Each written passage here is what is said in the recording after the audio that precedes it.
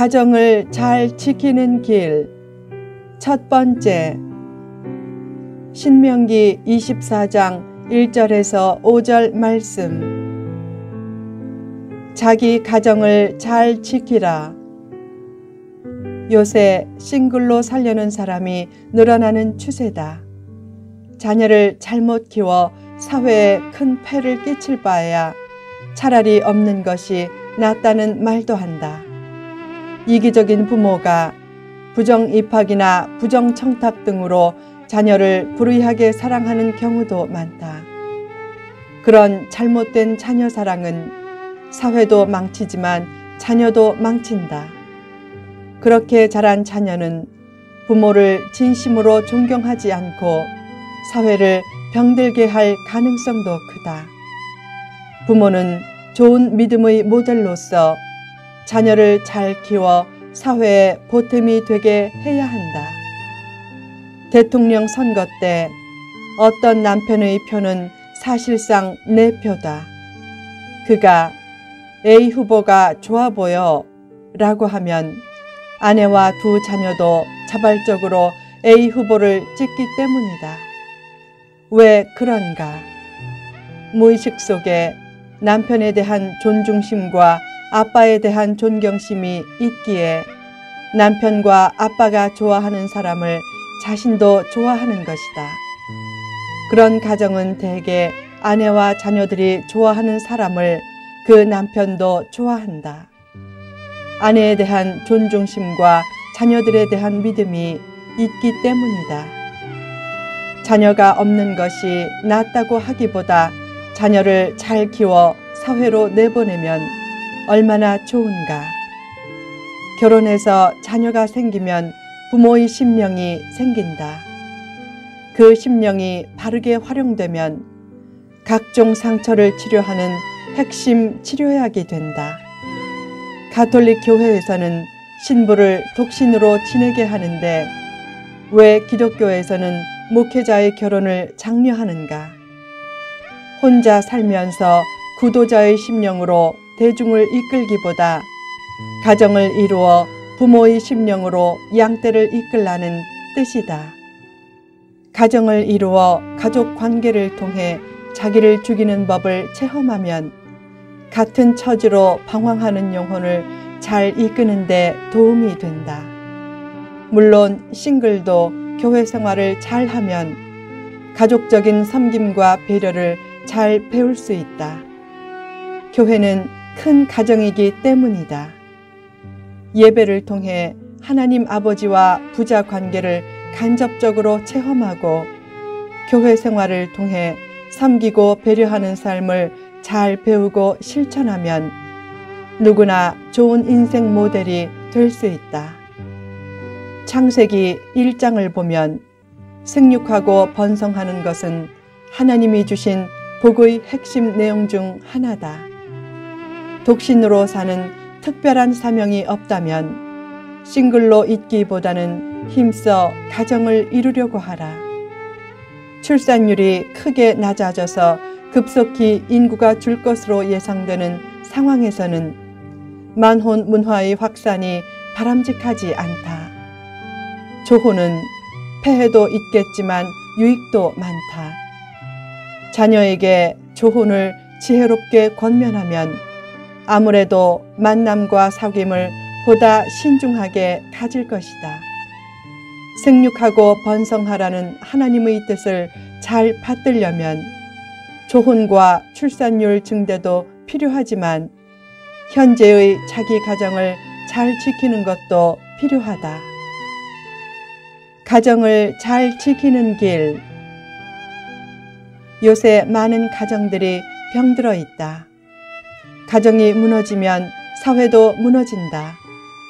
가정을 잘 지키려면 어떻게 해야 하는가? 1. 이혼을 최대한 삼가라. 당시에 어떤 남편은 아내에게 수치되는 일을 행했다고 누명을 씌워 집에서 무조건 쫓아냈다. 그러면 그녀는 사람들의 욕을 먹고 경제적 어려움으로 생존도 힘들어졌다.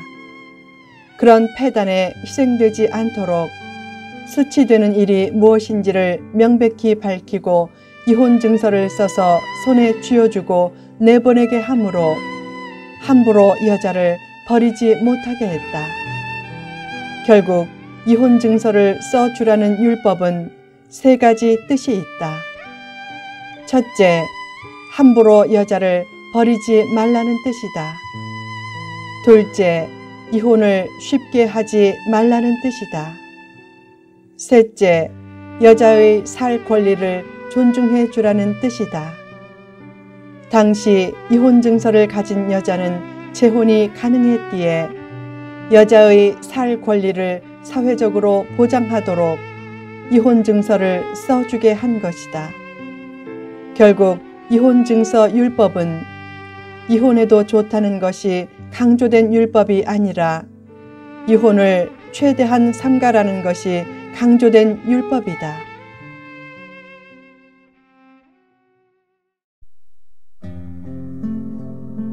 법은 최소한의 도덕 기준으로서 필요한 것이다. 인간의 도덕성은 오염되기 쉬워서 법마저 없으면 인간 사회는 난장판이 된다. 예수님도 백성들의 완악함 때문에 모세가 이혼 증서 계명을 준 것이지 음행한 이유 외에 아내를 버리고 다시 결혼하는 것은 간음이라고 했다. 이혼의 남용을 막고 여성을 보호하려고 이혼 증서를 써주라고 한 것인데 그것을 이혼을 쉽게 생각하는 근거로 악용하면 안 된다. 당시에 어떤 남편은 아내가 컨디션이 좋지 않아서 잠깐 다른 침실을 이용한 것이나 음식을 못하고 집안 정리를 못하고 옛 친구를 만난 것까지 트집잡아 이혼 증서를 써주고 내보냈다. 그처럼 인간의 죄성과 이기심 앞에서 법이 무력하게 악용될 때가 많기에 성도는 법 이상의 삶을 통해 죄성과 이기심과 무책임을 합리화하지 말아야 한다. 특히 법 이상의 하나님의 뜻을 삶의 기준으로 삼아야 한다.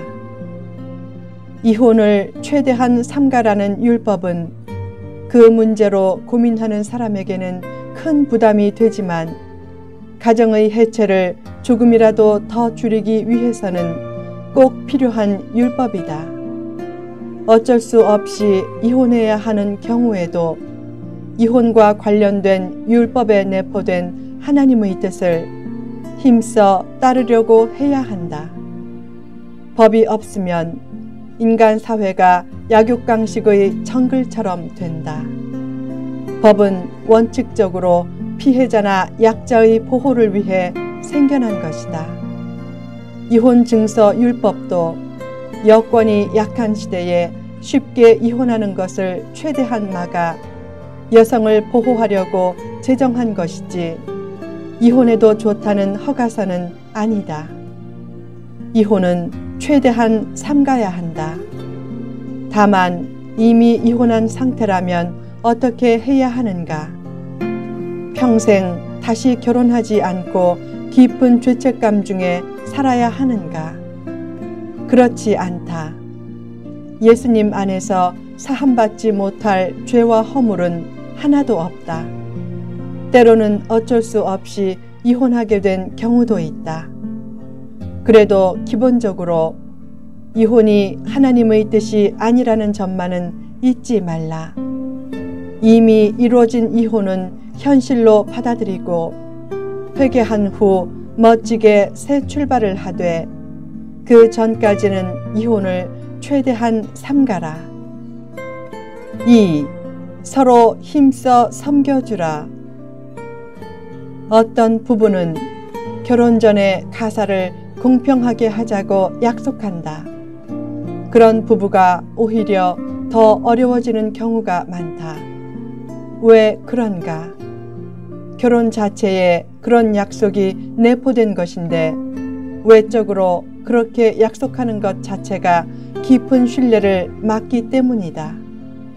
외적인 약속이 없어도 내적인 약속을 중시하는 언약 관계는 상처를 아물게 하지만 외적인 약속을 해야 믿겠다는 계약 관계는 상처를 도지게 한다. 부부 관계는 계약 관계가 아닌 언약 관계다. 계약적인 의무감보다 언약적인 책임감이 더 중요하다.